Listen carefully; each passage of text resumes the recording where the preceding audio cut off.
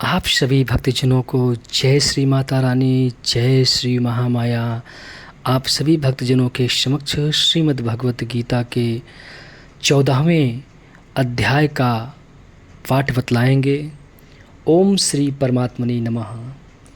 उसके उपरांत श्री कृष्ण भगवान बोले, हे अर्जुन, ज्ञानों में भी अति उत्तम परम ज्ञान को मैं फिर भी तेरे लिए कहूँगा कि जिसको जानकर सब मुनिजन इस संसार से मुक्त होकर परम सिद्धि को प्राप्त हो गए हैं।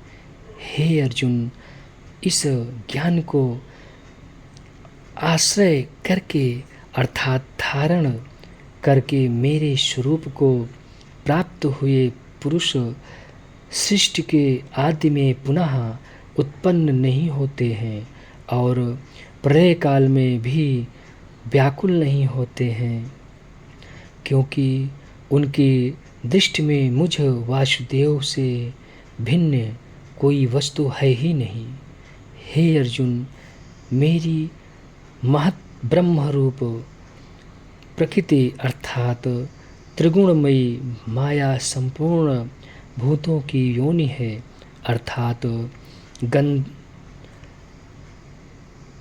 गर्भाधान का स्थान है और मैं उस योनि में चेतन रूप बीज को स्थापन करता हूँ। उस जड़ चेतन के संयोग से सब भूतों की उत्पत्ति होती है। हे अर्जुन, नाना प्रकार की सब योनियों में जितनी मूर्तियां अर्थात शरीर उत्पन्न होते हैं, उन सब की त्रिगुणमयी माया तो गर्भ को धारण करने वाली माता है और मैं बीज को स्थापन करने वाला पिता हूँ। हे अर्जुन, सत्वगुण, रजोगुण और तमोगुण ऐसे यह प्रकृति से उत्पन्न हुए तीनों गुण इस अविनाशी जीवात्मा को शरीर में बांधते हैं। हे निष्पाप, उन तीनों गुणों में प्रकाश करने वाला निर्विकार सत्वगुण तो निर्मल होने के कारण सुख की आसक्ति से और ज्ञान की आसक्ति से अर्थात ज्ञान के अभिमान से बांधता है। हे अर्जुन, राग रूप रजोगुण को कामना और आसक्ति से उत्पन्न हुआ जान, वह इस जीवात्मा को कर्मों की और उनके फल की आसक्ति से बांधता है। और हे अर्जुन, सर्वदेहाभिमानियों के मोहने वाले तमोगुण को अज्ञान से उत्पन्न हुआ जान, वह इस जीवात्मा को प्रमाद, आलस्य और निद्रा के द्वारा बांधता है। क्योंकि हे अर्जुन, सत्वगुण सुख में लगाता है और रजोगुण कर्म में लगाता है तथा तमोगुण तो ज्ञान को आच्छादन करके अर्थात ढक के प्रमाद में भी लगाता है। और हे अर्जुन, रजोगुण और तमोगुण को दबाकर सत्वगुण होता है अर्थात बढ़ता है तथा रजोगुण और सत्वगुण को दबाकर तमोगुण बढ़ता है। वैसे ही तमोगुण और सत्वगुण को दबाकर रजोगुण बढ़ता है। इसलिए जिस काल में इस देह में तथा अंतःकरण और इंद्रियों में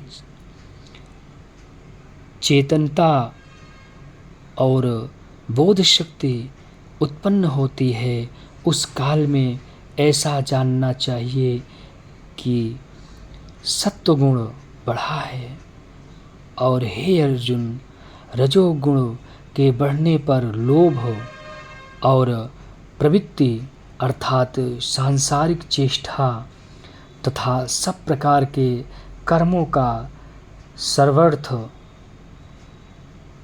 अर्थात स्वार्थ बुद्धि से आरंभ एवं अशांति अर्थात मन की चंचलता और विषय भोगों की लालसा, यह सब उत्पन्न होते हैं।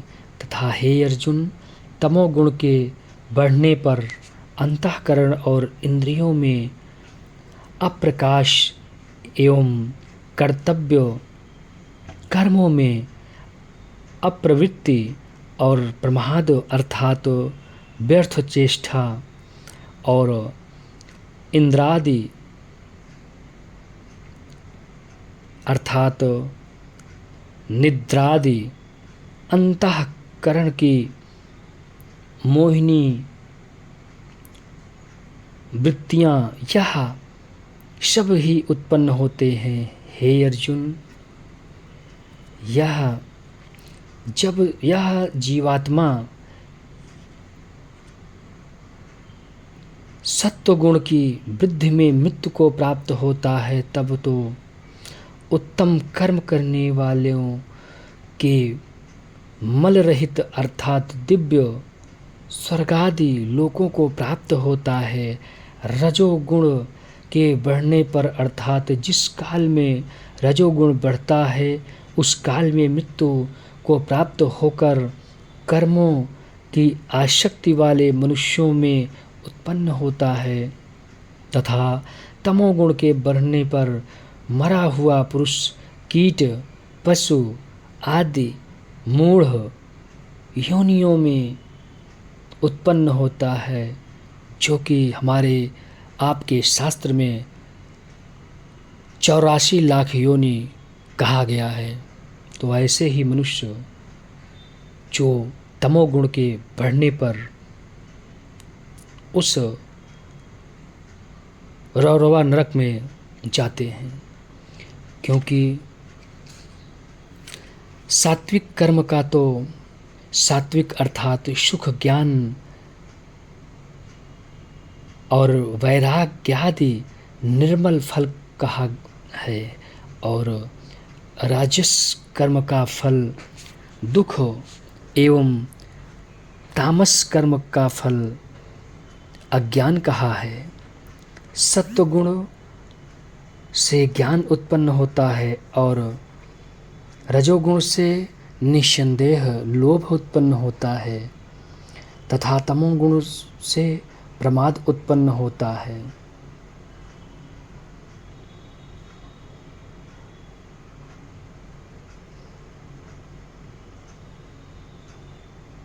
और मोह उत्पन्न होता है और अज्ञान भी उत्पन्न होता है।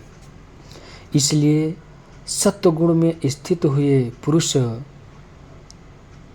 स्वर्गादि उच्च लोकों को जाते हैं और रजोगुण में स्थित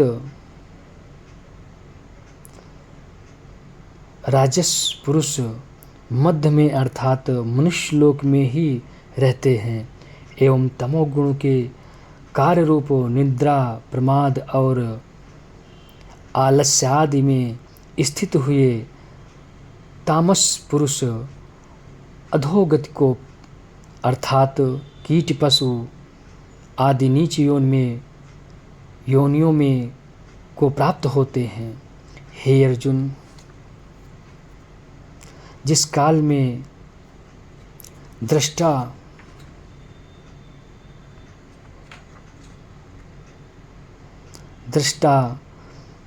अर्थात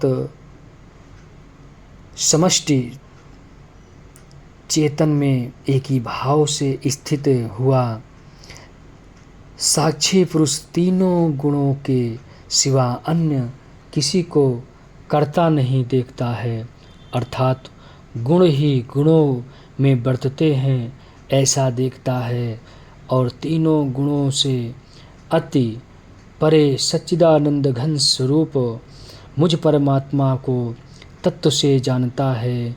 उस काल में वह पुरुष मेरे स्वरूप को प्राप्त होता है तथा यह पुरुष इन स्थूल शरीर की उत्पत्ति के कारण तीनों गुणों को उल्लंघन करके जन्म, मृत्यु, वृद्धावस्था और सब प्रकार के दुखों से मुक्त हुआ परमानंद को प्राप्त होता है। इस प्रकार भगवान के रहस्ययुक्त वचनों को सुनकर अर्जुन ने पूछा कि हे पुरुषोत्तम, इन तीनों गुणों से अतीत हुआ पुरुष किन किन लक्षणों से युक्त होता है और किस प्रकार के आचरणों वाला होता है, तथा हे प्रभु, मनुष्य किस उपाय से इन तीनों गुणों से अतीत होता है। इस प्रकार अर्जुन के पूछने पर श्री कृष्ण भगवान बोले, हे अर्जुन, जो पुरुष